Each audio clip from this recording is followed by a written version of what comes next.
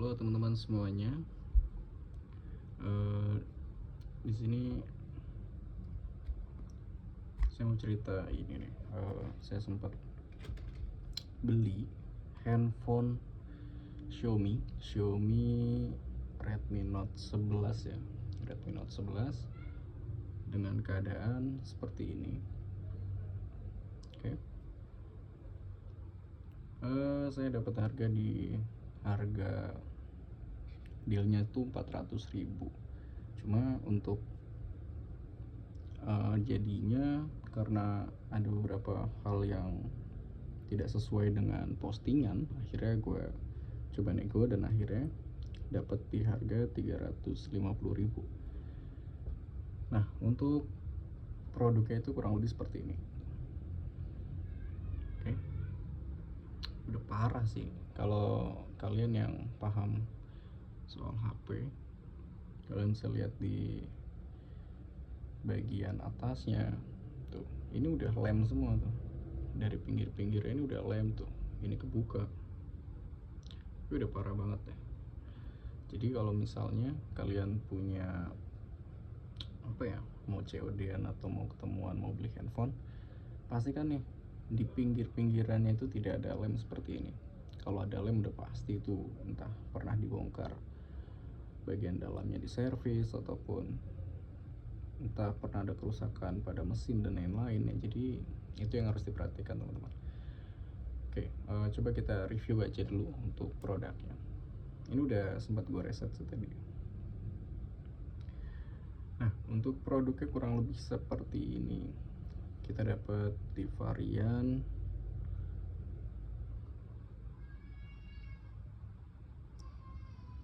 ini, variannya yang 128 ya, kira-kira kayaknya yang RAM 4 ini.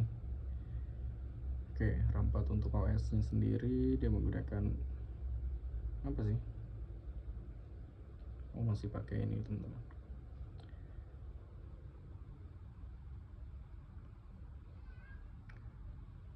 Keseluruhan sih aman. Kemarin gue coba cek mulai dari kameranya.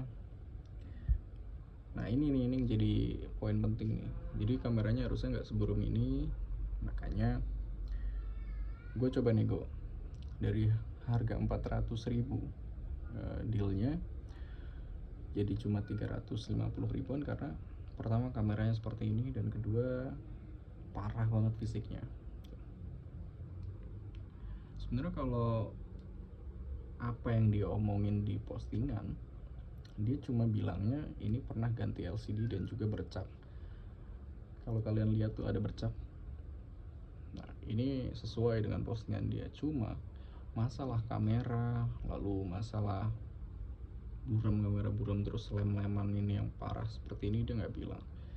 Jadi wajar kalau misalnya kita nanti nego lagi di sana, itu nggak apa-apa. Yang terpenting kan pada saat dia posting produk harusnya jujur, mulai dari semuanya nih difotoin lengkap ya, dari lemnya, dari foto kameranya dan lain-lain, harusnya jujur teman-teman.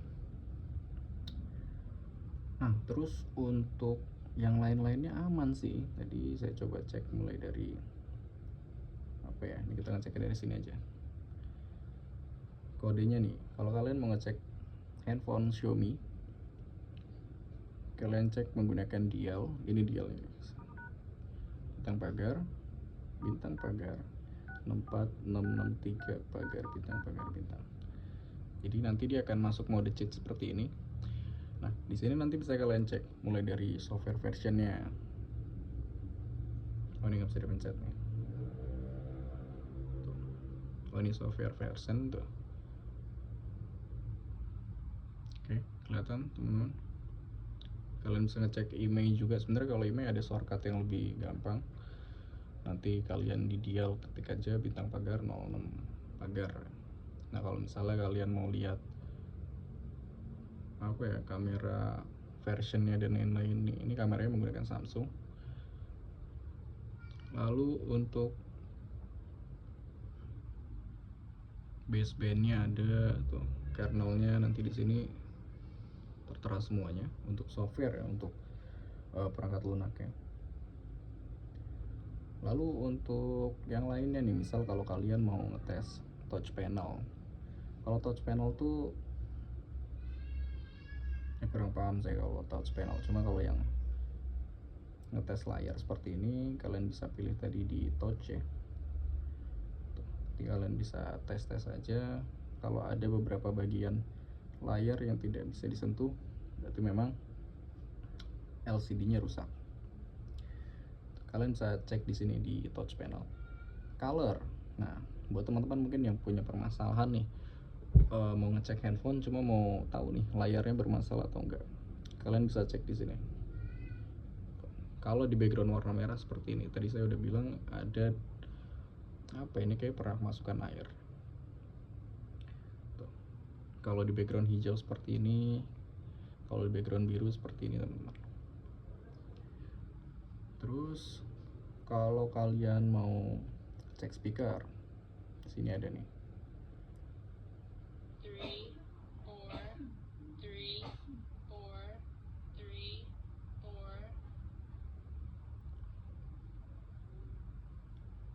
Mana lagi ya? Ini untuk speaker atas bawah, nanti bisa kalian bukan setting sih, dites dulu. Tuh, ini untuk speaker bawah.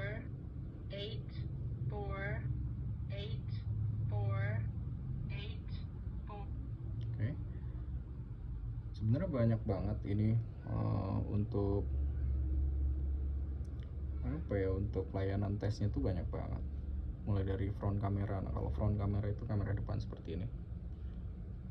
Oke, kalau misalnya kalian mau cek untuk kamera belakang, berarti kalian carinya yang back camera.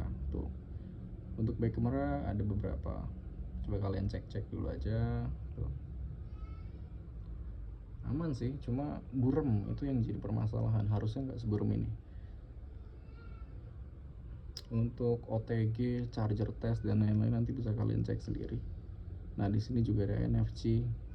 Cuma saya lebih enaknya sih biasanya nggak ngecek dari sini teman-teman. Nah, kalau saya ngecek ini tuh biasa saya gunakan untuk ngecek touch panel ya, yang tadi ngecek layar, lalu color, dan juga beberapa suara ya tadi ya. Lainnya saya biasa ngeceknya gini nih. Kalau kalian mau tahu nih, di handphone itu ada sensor teman-teman. Di area sini ada sensor. Jadi ketika kalian lagi nelpon ataupun lagi melakukan panggilan, ketika dideketin ke telinga itu biasanya akan mati untuk layarnya. Coba kita cek dulu. Nah, kalau misalnya begini, kalau misalnya ditempelin ke telinga, dia akan mati tuh. Nah, jadi coba kita cek lagi deh. Oke, ini udah tuh.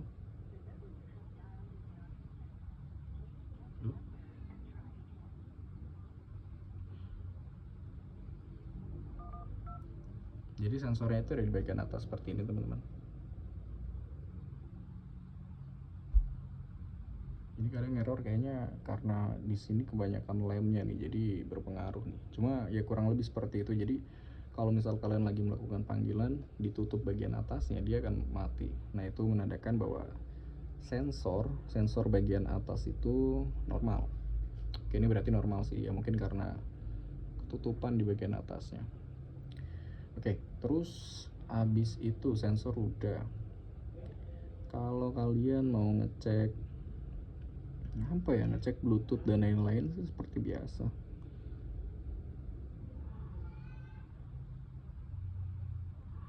Apa ya, kalau wifi,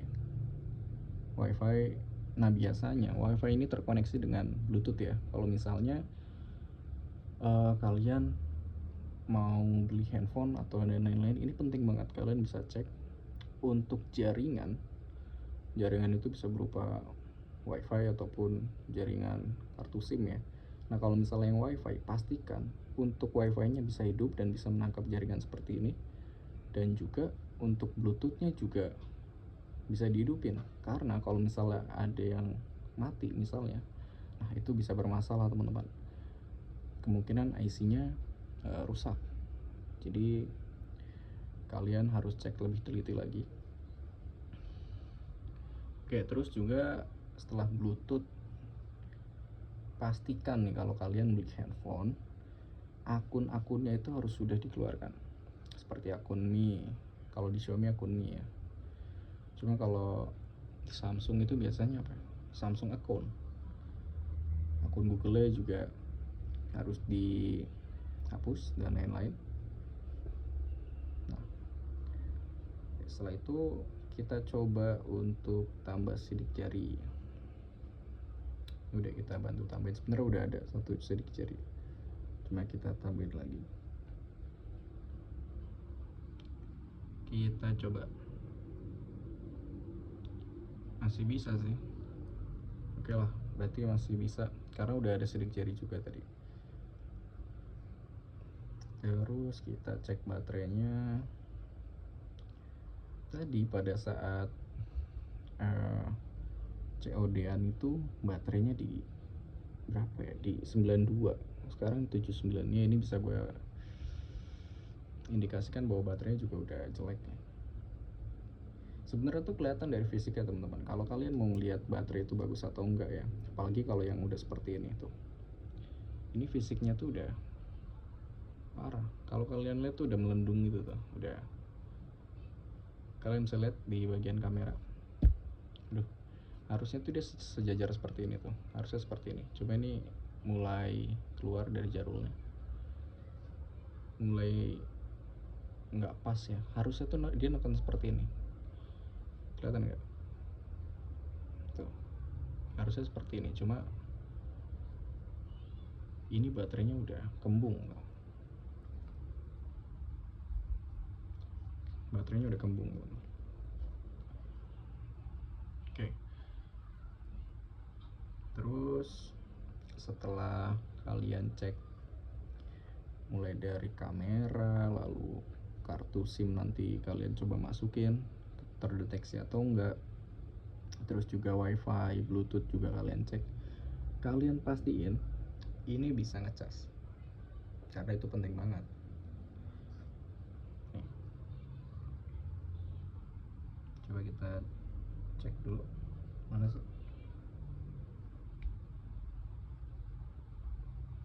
Oke, masuk ya. Jadi untuk pengecasan normal, lalu untuk kamera juga bisa, untuk suara aman juga. Coba kita cek lagi deh biar lebih pasti. Suara dan getaran.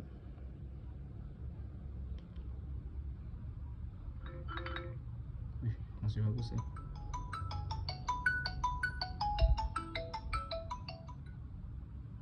Masih bagus. Untuk speaker atas bawahnya sih masih oke.